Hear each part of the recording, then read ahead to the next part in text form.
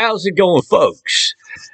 So, this article fell into my lap a couple of days ago, and I wanted to find the time to actually do my response to this because there's a lot in this to respond to.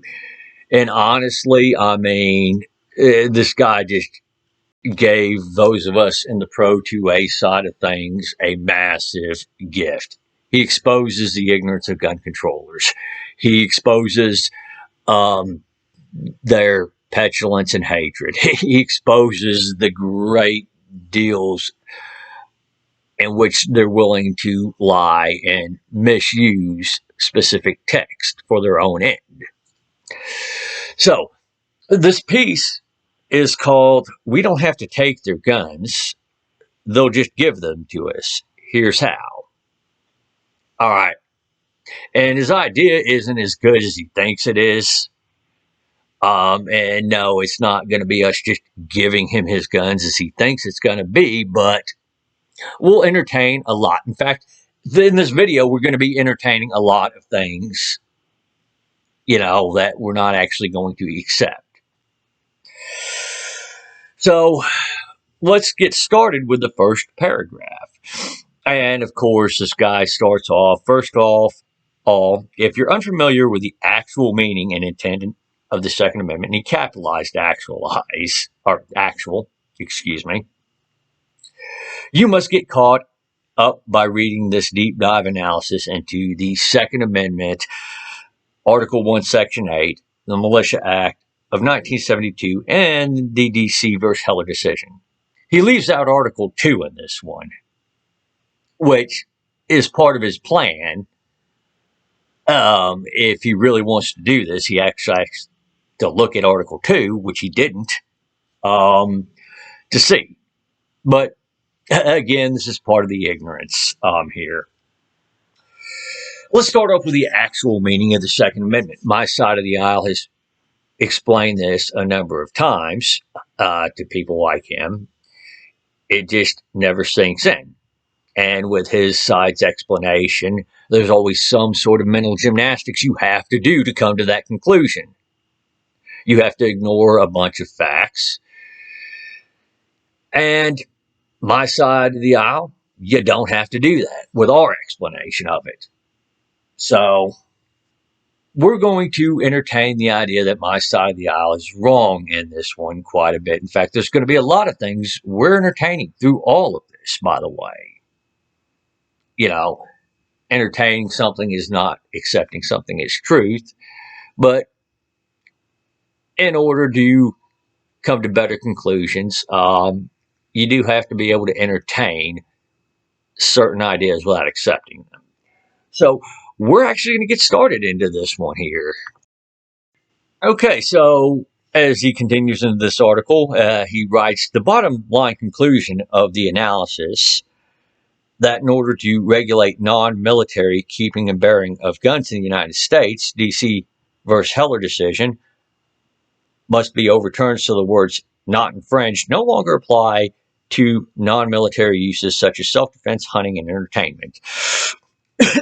The actual Second Amendment in no way, shape, or form addresses the non-military uses for civilian guns and thus should never have been used as a blanket permission slip enabling virtually anyone to purchase and keep guns at home. We're going to entertain his stupid idea here in a second. However, what he's saying is completely untrue. They pretty much said, the right of the people to keep and bear arms shall not be infringed. And what they're talking about with a well-regulated militia is a well-prepared body of civilians who can, if necessary, execute limited military operations. At the time of our founders, militia were basically just the townsfolk that voluntarily came forth to say, hey, I'm going to stand guard, protect my town. Or, hey, I'm going to participate in our war for independence. The idea that our founders wanted the government to have a monopoly on the arms after they just got through declaring their independence and fighting their own government to break ties with their own government, you have to do some serious leaps and logics to come to that conclusion. And honestly, I think that this person is just trying to say whatever they can to get their way. They know deep down inside that they're wrong. But again, this person will continue to show what type of person they really are. They'll show in this article that they have no problem lying to your face. So, yeah, it does say shall not be infringed. Our founders intended for people to have arms for militia uses, and it's a primary protection that was put in place with the Second Amendment. Self-defense, hunting, and all that other stuff goes without saying, to be honest with you. The only thing that they had a problem with was criminal use. And at that point, they were big believers in punishing the crime.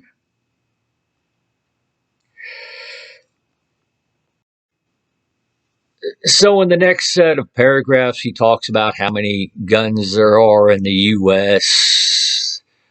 and everything like that. And my response to that is, okay, yeah, we have a lot of guns in the U.S. For the most part, people in the U.S. have been pretty well armed. Maybe that's an indicator that, the founders didn't intend for us to have a bunch of gun control laws. I mean, at the time of the founding, and this is why the Bruin decision is so important. They say text, history, and tradition. Before you can say a gun control law is constitutional, you have to actually go back to the time of our founding to find out what type of laws they had in regards to firearms that would be comparable to what you want today. And your side of the aisle is having a hard time doing that, which is a massive indicator that your side of the aisle is in the wrong. I mean, in the time of our founding, people had cannons. People had their own private warships equipped with a battery of cannons. So it would appear you're wrong on this one, and you're exposing your own case at this point. And maybe also gun control is a bad idea. It's a bad path to go about this, given how many firearms we have. It seems like there's not a lot of them being used for criminal purposes. So maybe gun control is an absolute waste of time and resources.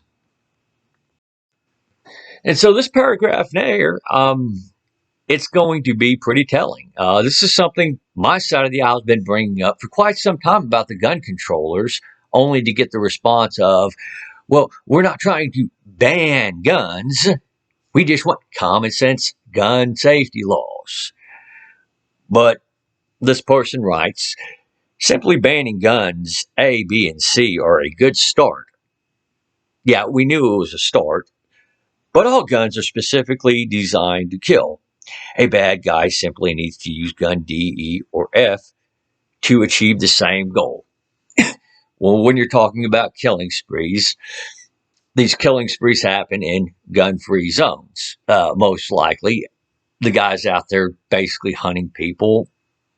And yeah, banning the AR-15 or the AK pattern rifles or stuff like that is not going to stop this guy who wants to kill a bunch of people from doing it. It's other armed people that usually stop it. However, this person did say the quiet part out loud. The gun that they're talking about banning now, or the type of guns they're talking about banning now, are just a start, which is what my side of the aisle's been saying for decades now, only to be met with nobody's trying to take your guns. Well, here you have a gun controller admitting it. Just like many of them admit it and don't even realize they've admitted it.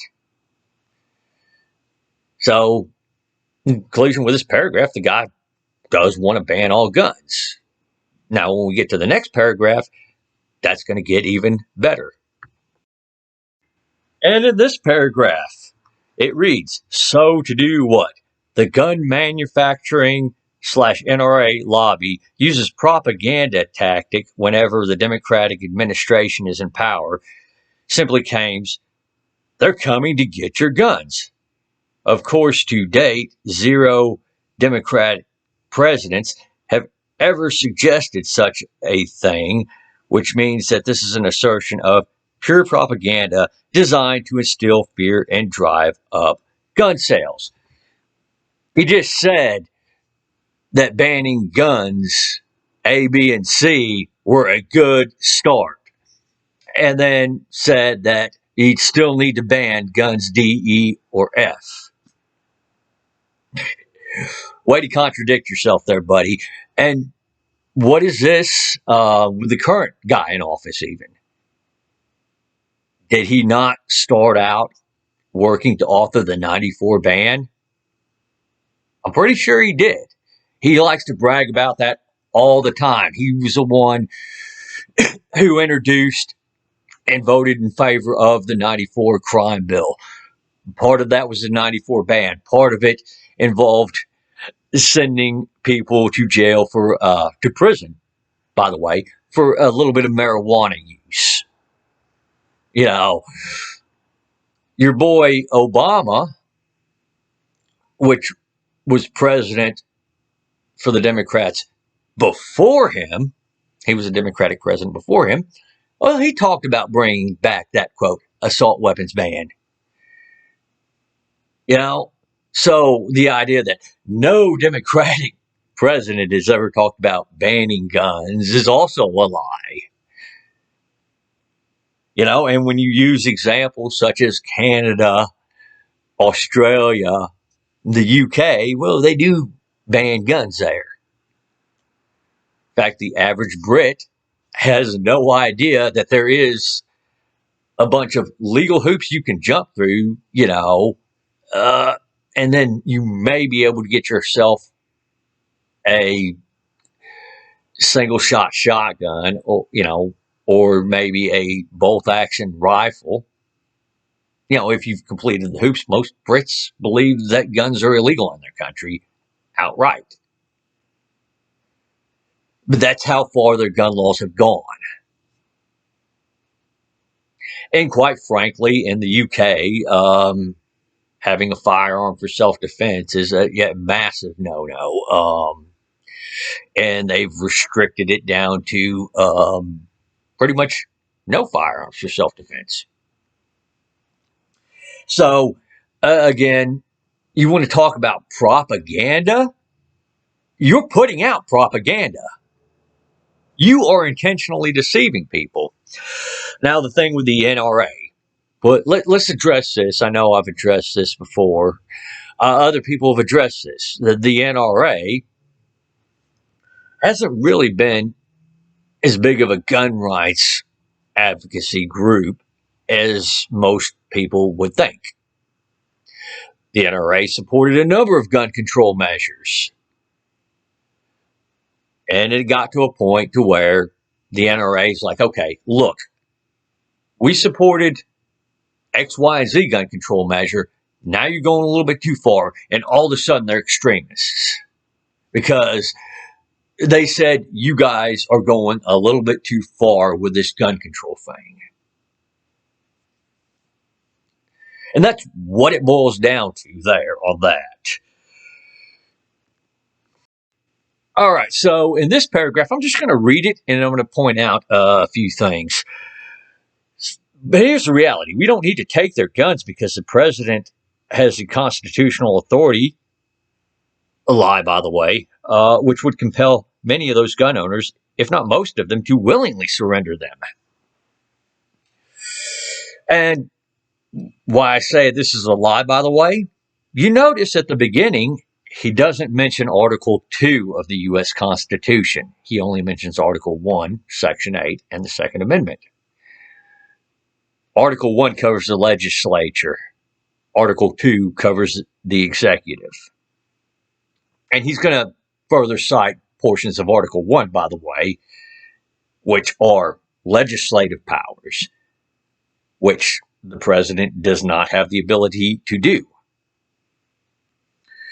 at least not unilaterally.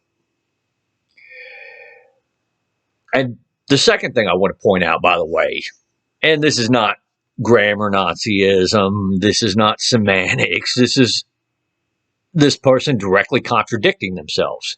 If something's compulsory, then it cannot be willing. The two are mutually exclusive.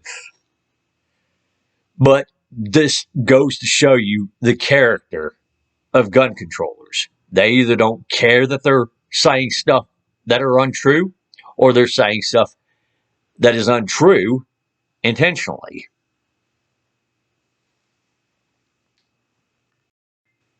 All right, so these next few paragraphs read, but how, you ask? Well, first consider the common argument among gun advocates that everyone is part of the militia by virtue of being a citizen. It's actually really not our argument per se. Our argument is that you have the Militia Act, you have two forms of militia, the organized and unorganized. There's portions of people that are in the organized militia, but there's also the unorganized militia, which I think it's every male age 17 to 45 is a member of the unorganized militia, so long as they're not a part of the organized militia. And again, that's certain exemptions to that.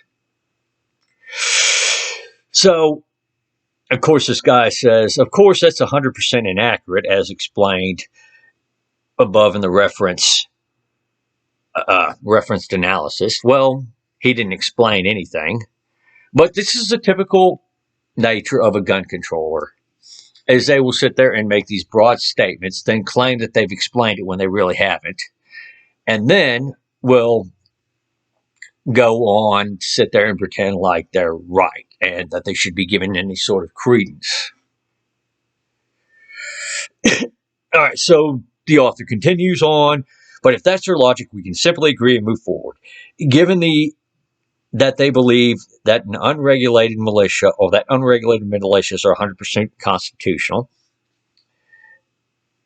he's talking about the unorganized militia, which it is, by the way. Yeah, and the whole regulated portion, he's taken that part out of context, which it's probably been explained to him a number of times given this article. He just chooses to ignore what was said.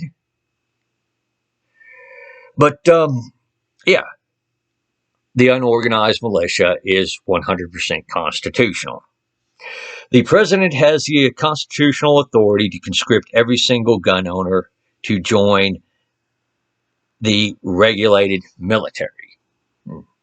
Okay, this is also not true.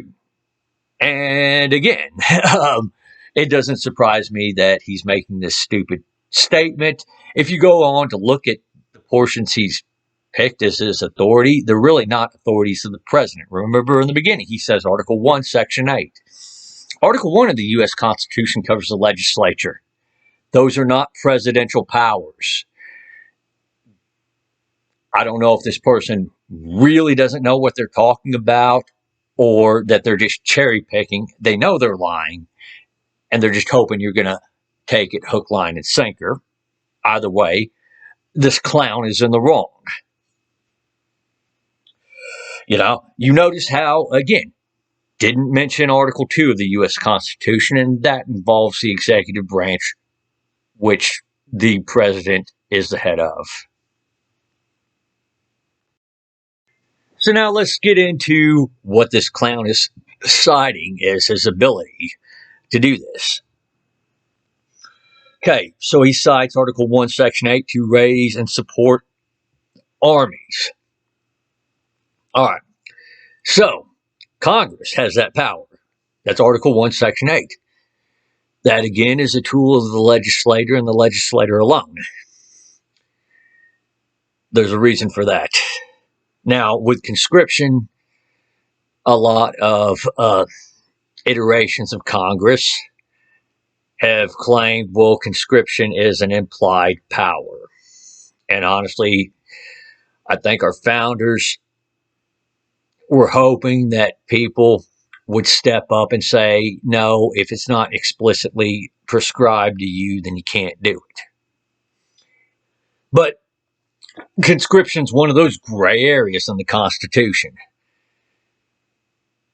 Provide for calling forth the militia to execute the laws of the Union, suppress insurrections, and repel invasions. They can call forth the militia. And this is Congress. Again, you're in Article 1, Section 8. So the president cannot do this. But you notice it's execute the laws of the Union, repel invasions, and suppress insurrections. Nowhere does it say send them overseas on something expeditionary. And there's a good rule of thumb. Once you're getting into the expeditionary portion, you're talking about the army. You're not talking about the militia anymore. Which is why I have the argument with certain people who say the National Guard is the militia. It's not. When you're doing expeditionary shit, when your weapons are provided by the federal government, when you're paid by the federal government, and all that other stuff, and your name tape says U.S. Army, you're no longer militia at that point. Our founders did have a distinction between army and militia. I know this is hard for some people to grasp, especially when they want to cherry pick stuff. To provide for organizing, arming, disciplining the militia, and governing such as part as they may be employed in the service of the United States. Right there, Article 1, they say Congress has the power to arm the militia. Why on earth would they need to go back and write the Second Amendment? If not for the fact that they wanted to protect the right to keep and bear arms. You've undercut your case right there. And by the way, you're talking about Article 1. This is a congressional power. This is not an executive power. So there you go. Right there. You've killed your own case. However, we're going to continue on. He says, here's how it works. The president issues an order to conscript every member of the unregulated militia, which means if you simply own at least one gun of any kind, you are considered a member of the unregulated militia and you are under conscription orders. The president doesn't have the power to do this. Everything you've cited is in Article 1, not Article 2. So, again, right there, you show your cherry picking. Just to try to get your way, which is a common tactic among gun controllers. All right, so he continues on to say,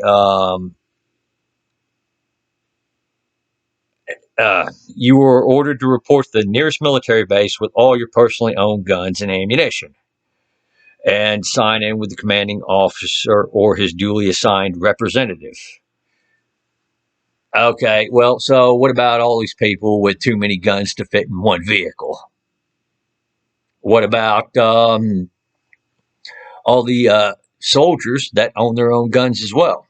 Are they going to have to now go grab their guns from their off-post home, the storage facility, their parents' house, or wherever they might have had them stored?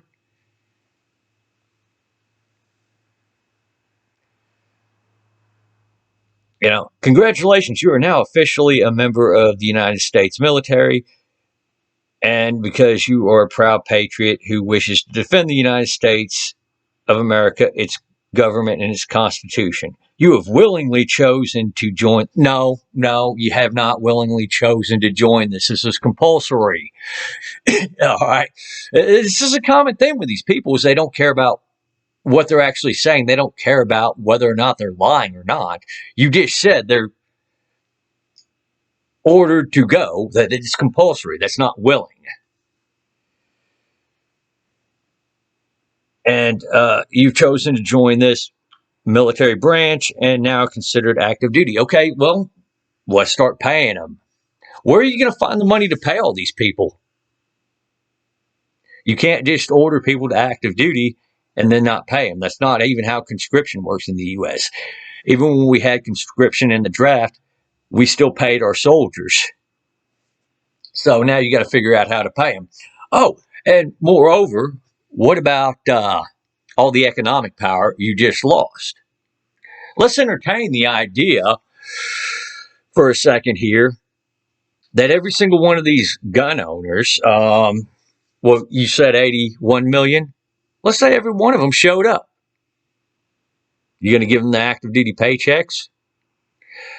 What about all their jobs? I mean, that need to get done, by the way. That's why their employer pays them. You know, you're going to lose a lot of our economic power.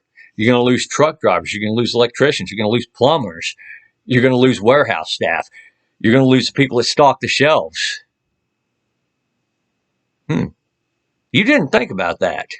I mean, you're talking about 81 million people. Have you even begun to think how you're going to fund an army of 81 million people?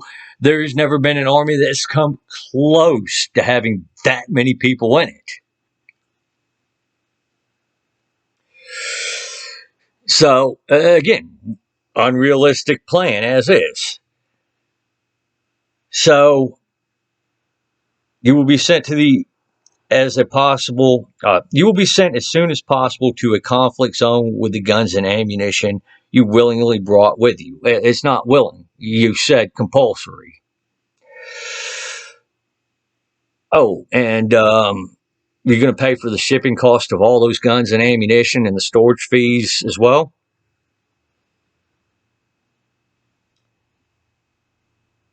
You now have. Oh, and by the way, what happens if there's not a conflict going on? Are you going to send all those? Are you going to start a war in order to have that conflict? That's another question. But, I mean, if I can recall correctly on your Twitter account, you had the Ukrainian flag in your bio. So my bet is you're probably going to want to send these gun owners to Ukraine. Do you think Putin's just going to let that slide? Do you really want to get us into a war with Russia and possibly several other nations at this point? Is that how concerned of gun violence you really are, that you're willing to go start wars with people?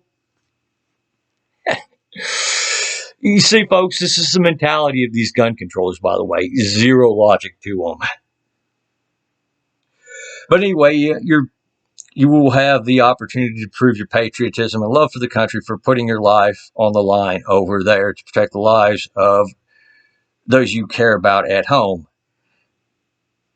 But most of these conflicts going on in the world have nothing to do and don't do with the American people.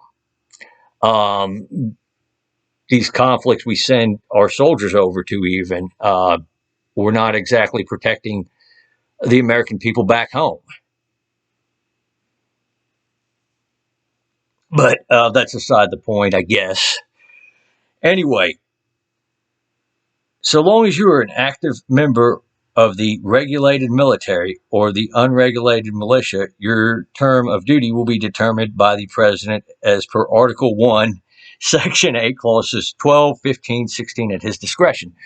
Well, again, you're talking about the legislative branch. Article 1 is the legislative branch. These are not powers granted to the president. And I know I'm hard hammering this at home. I want to make it clear that these people really do not care what the Constitution actually has to say. He goes on in the next paragraph.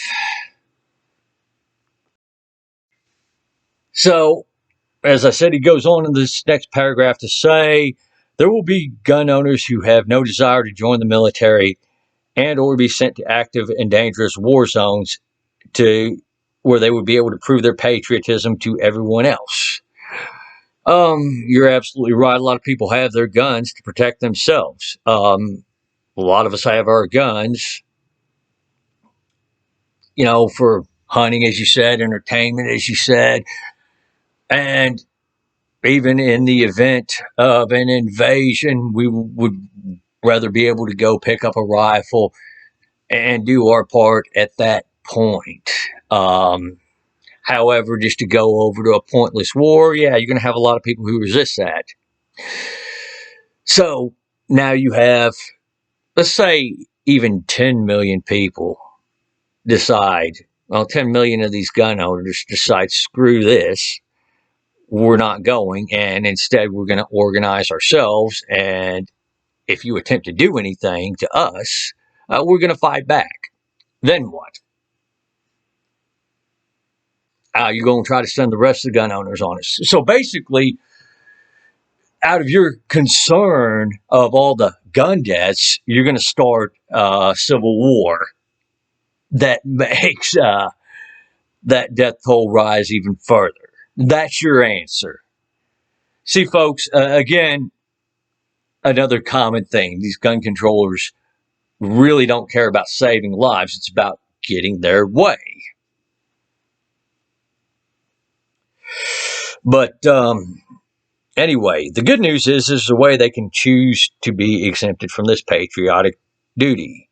Simply willingly surrendering all their guns means they are no longer part of the unregulated militia and therefore can be removed from the list and cannot be conscripted at this time. If this is the path the gun owner willingly now, you keep using the word willingly. It does not mean what you think it means. Again, what you're doing is demanding a compulsory service.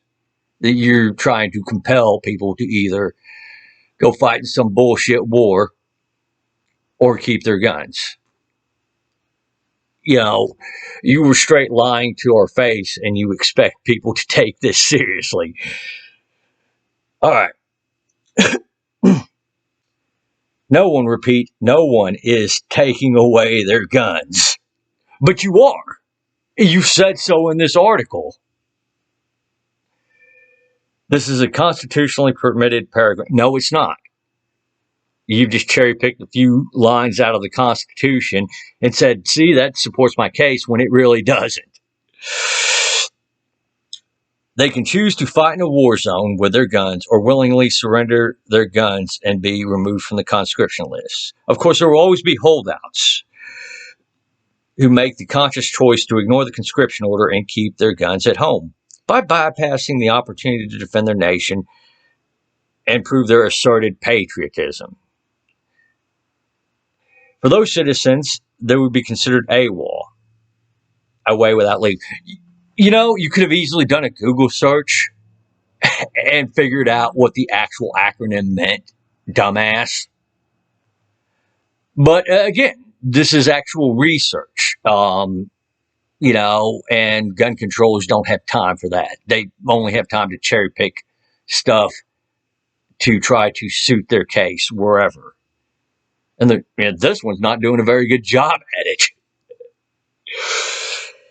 So anyway, and subject to all military laws that apply to absent conscripts, read desertion. The maximum punishment for completed attempt or attempted desertion with intent to avoid hazardous duty or shirk important service is a dishonorable discharge, forfeiture of all pay and allowance, confinement for 5 years, and for other occasions, termination is terminated by apprehension. Maximum punishment for dishonorable discharge is forfeiture of all pay and allowance and confinement for 3 years. Where desertion is determined voluntary, the maximum punishment is dishonorable discharge, forfeiture of all pay and allowances, confinement for 2 years, and in a time of war, death is as a possible punishment. And, he cites USC. So, Then he goes on to cite, and I'm going to save this for another little iteration. And in this one, I'm going to talk about that last few paragraphs, but he goes on to cite section 922G, 6, actually, of the GCA. So he's citing 922.6G of the GCA. He's basically citing the part of federal law where if you've been dishonorably discharged from the armed services, you are now a prohibited person. See, this person is looking for any excuse to take guns, no matter how he can do it. He's bald-faced lying to you. I mean, this is like a child who is sticking their hand in the cookie jar, taking cookies out, and then when his parents ask him, "Why are you stealing cookies from the cookie jar?" He's like, I'm not taking cookies from the cookie jar. I'm not stealing cookies from the cookie jar. This is the exact type of lie that his side engages in constantly. And yet we're still supposed to act like these people have any sort of credence or point or anything of that nature.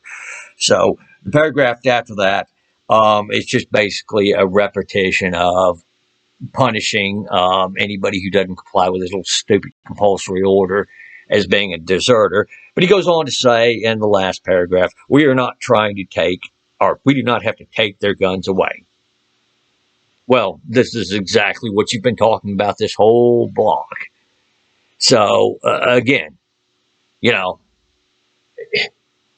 he's sitting there lying about what he's advocating for right there. Again, he goes, the president has a constitutionally protected path to compel gun owners to willingly surrender them. It's not willing. If it's compelled, it's not willing. Again, this has been a theme throughout his article. He seems to not know that there's a massive distinction between willing and compulsory. Face punishment for the military crime of desertion.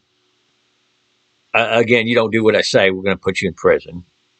And we're going to just absolutely ruin your life. If they choose not to defend this nation, but you're not talking about defending this nation. What you're talking about is just sending gun owners to active war zones all over the planet and possibly getting us into even more wars that weren't necessary. But defending this nation they claim to love more than anyone else. You're one to fucking talk on this one.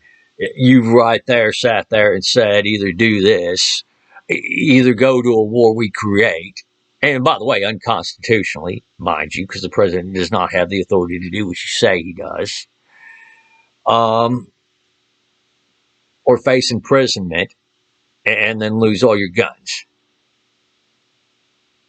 And by the way, again, for those people who resist, well, you think all of them are just going to go peacefully into that good night, as you would put it? No, they're not going to go peacefully. So you really don't have a concern for the, quote, upwards of 45,000 lives, which the number isn't that high, even including suicides, lost in the United States every year due to gun violence. And I use this violence in quotations because the bulk of the number of people who are killed by a gunshot wound, cause of death gunshot wound, they're suicides. That's what the bulk of them are. This is not what you would think about when you think violence.